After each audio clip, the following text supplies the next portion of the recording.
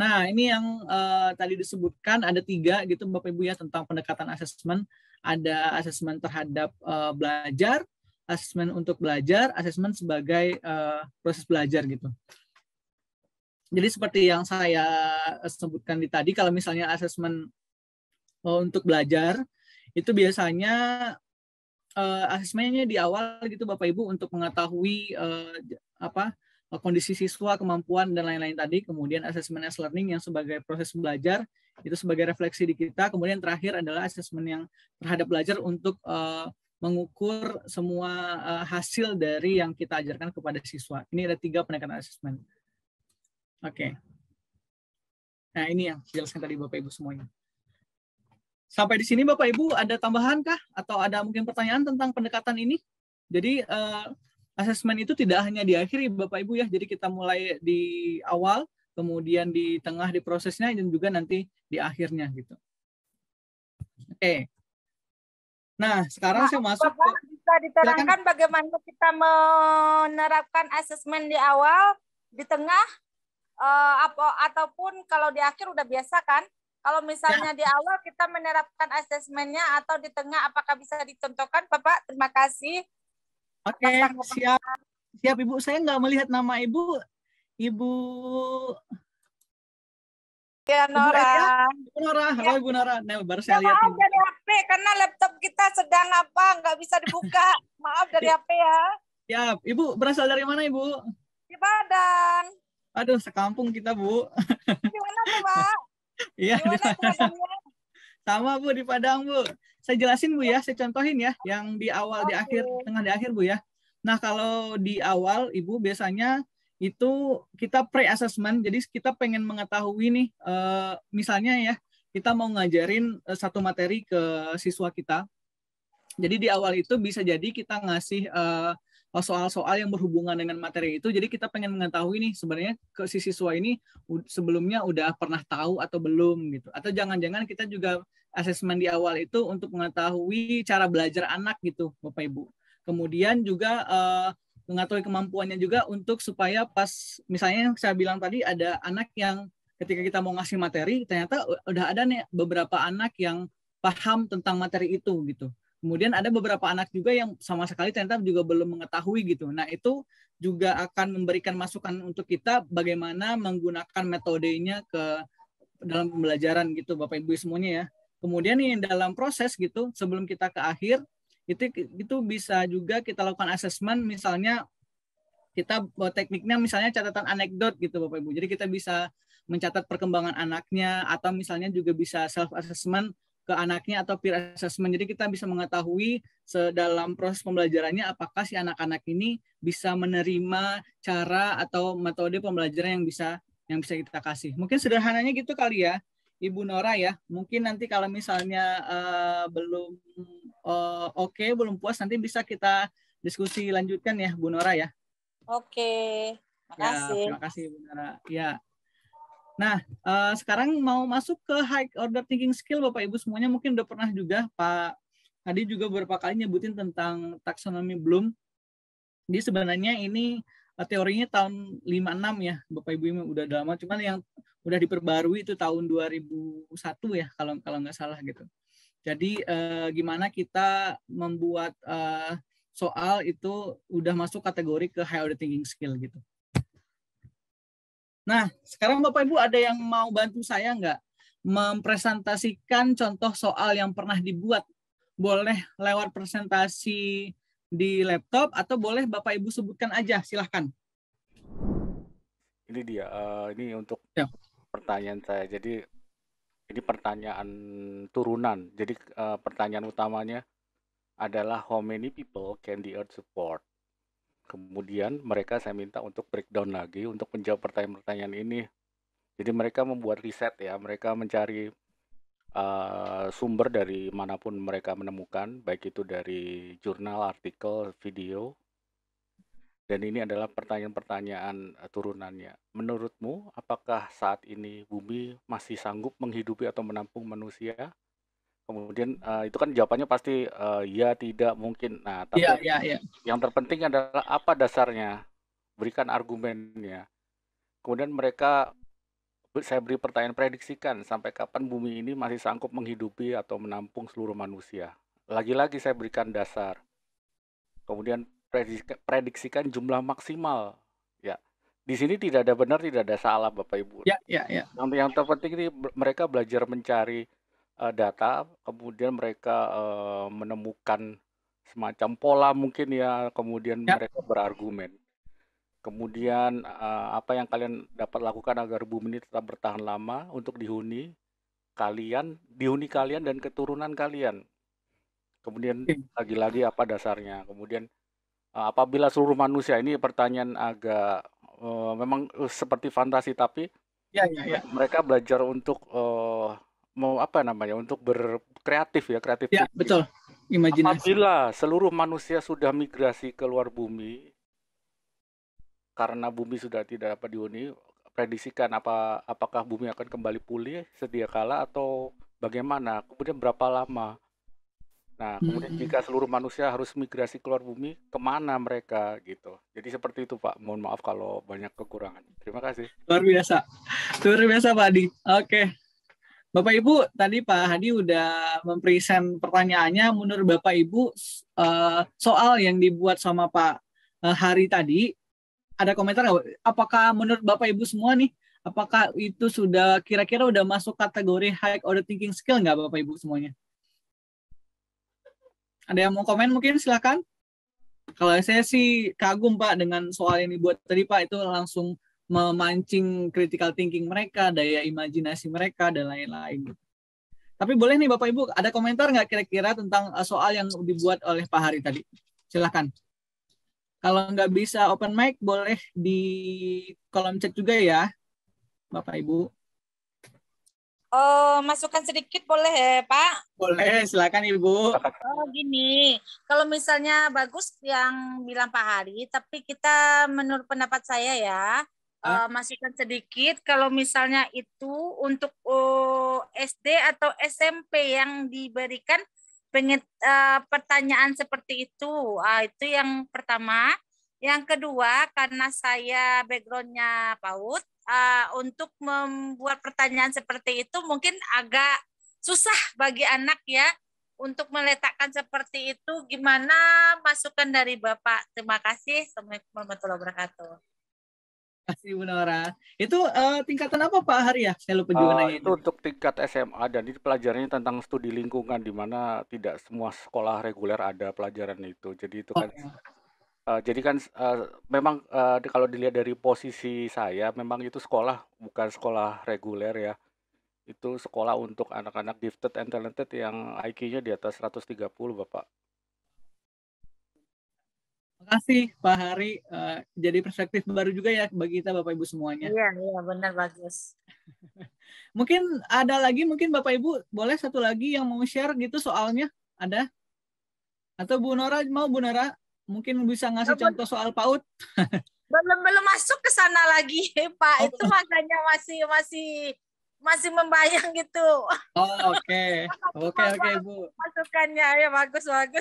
Tapi kita kalau untuk PAUD kita memasukkannya kan itu yang agak kita meragukan apa yang akan kita tanyakan ke anak, sedangkan anak usianya 5, 6, 4, 5 kan itu makanya susah buat soalnya. Ya, makasih. Terima kasih Ibu. Mungkin nanti di breakout room kita sama-sama bisa diskusi juga ya untuk tingkatannya masing-masing. Saya mungkin Kak. Boleh. Tapi saya nggak nge-share ya. Ya nggak apa-apa, Ibu Lydia ya Ibu ya. Iya betul. Ibu. Jadi begini, memang tingkat pemahaman siswa itu kan memang beda-beda ya. Misal seperti tingkat usia, juga di mana mereka berada gitu misalkan.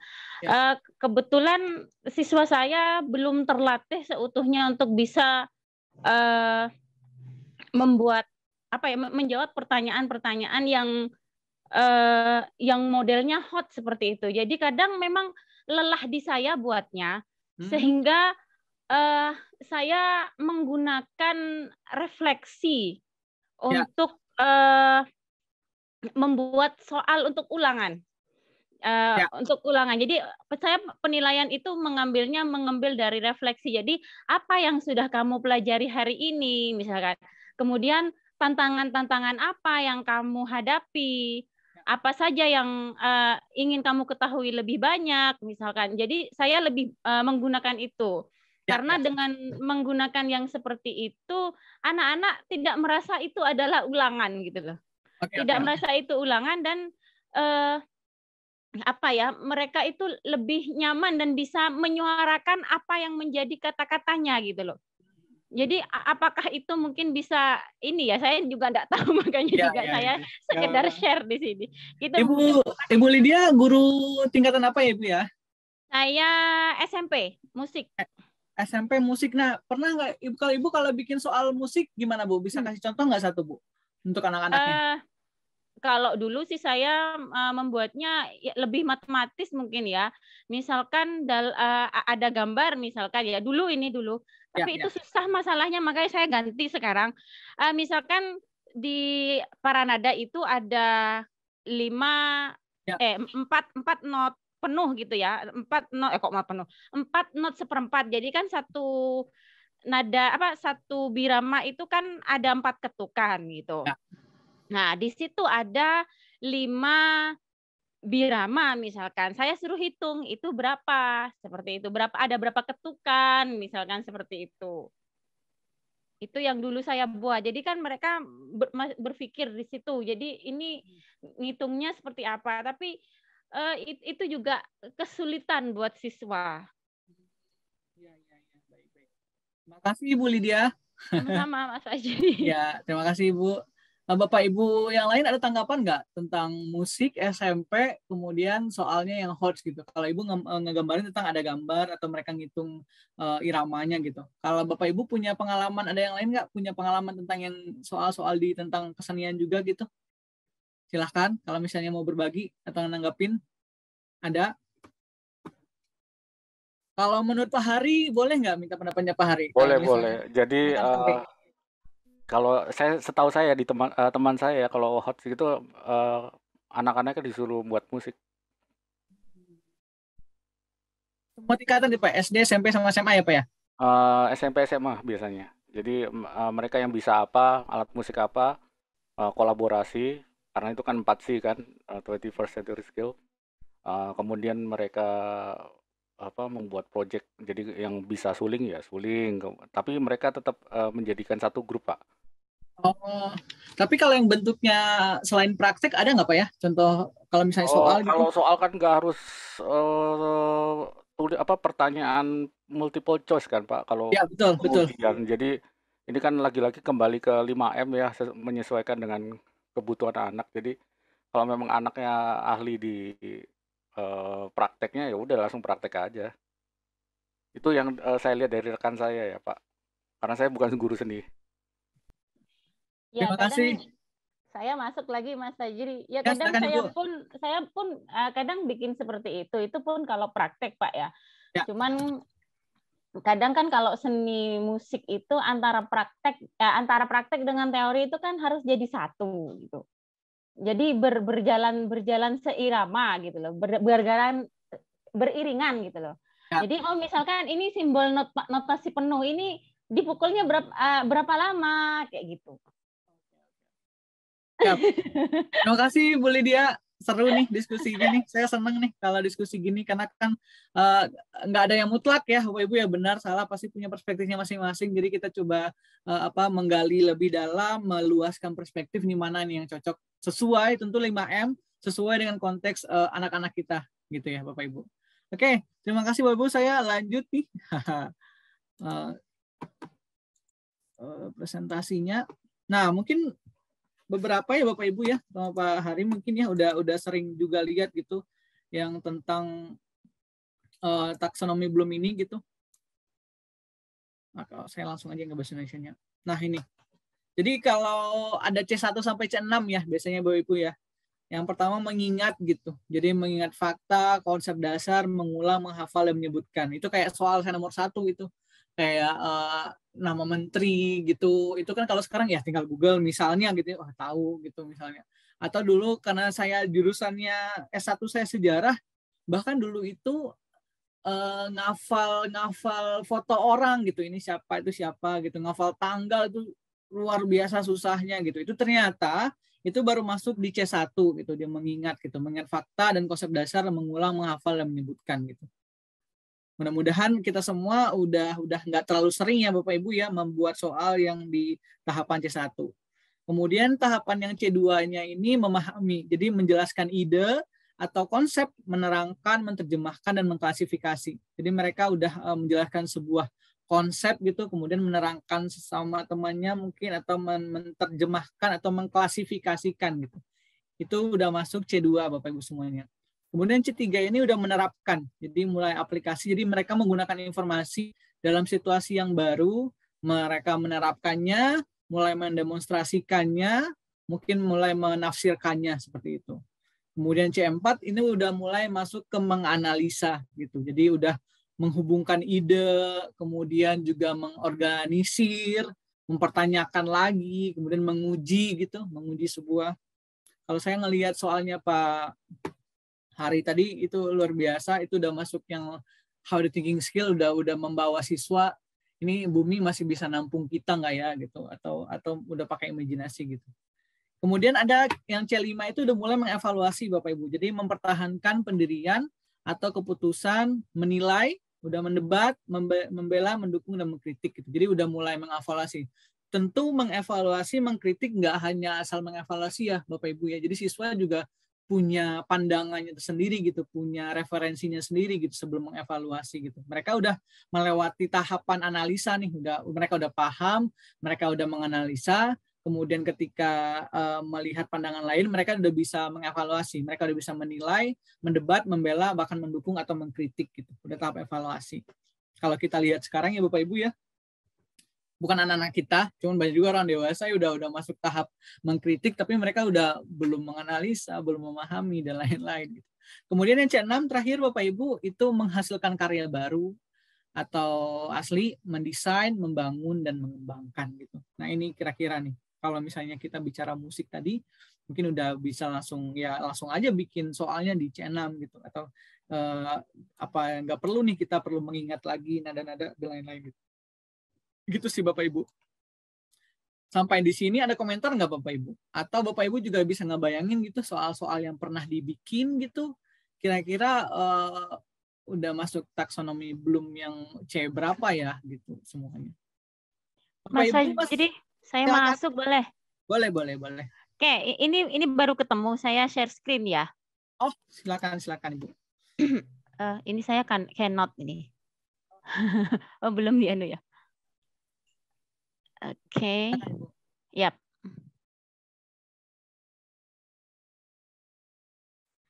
Ini. Ini Mas Fajri. Ya, oke. Ini yang saya maksud. Karena kan kadang apa ya? Ini saya menganggap saya itu karena saya masih terjebak pada hafalan gitu loh. Kan seharusnya anak-anak enggak perlu ini gitu loh. Ya. Ini karena saya terjebak dengan hafalan. Ini di semester yang lalu, di semester pertama. Sekarang kan semester kedua. Ini saya gunakan untuk di semester yang lalu. Cuman anak-anak saya kan nggak semuanya bercita-cita jadi musisi. Kenapa saya harus bingung-bingung ngasih mereka yang terlalu sulit gitu loh. Ya. Jadi mungkin hanya dasar. Jadi kalau ini hanya seperti ini. Jadi ada ilustrasi. Kemudian jika kalian melihat ilustrasi ini disimpulkan bahwa kan seperti itu. Cuman di atas memang sudah saya berikan seperti ini. Jadi sudah ada bentuk-bentuknya. Jadi tidak kemudian saya biarkan begitu saja. Jadi seperti ini kalau punya saya. Makanya kadang gimana sih enaknya untuk assessment ini, haruskah selalu tulis gitu. Sedangkan kan kalau kami itu kan memang kalau di musik lebih banyak ini ya tentang praktek gitu, atau mungkin pada yang kemarin untuk PAT itu ya ujian akhir tahun itu untuk kelas 9 itu saya malah memberikan mereka itu untuk membuat alat musik.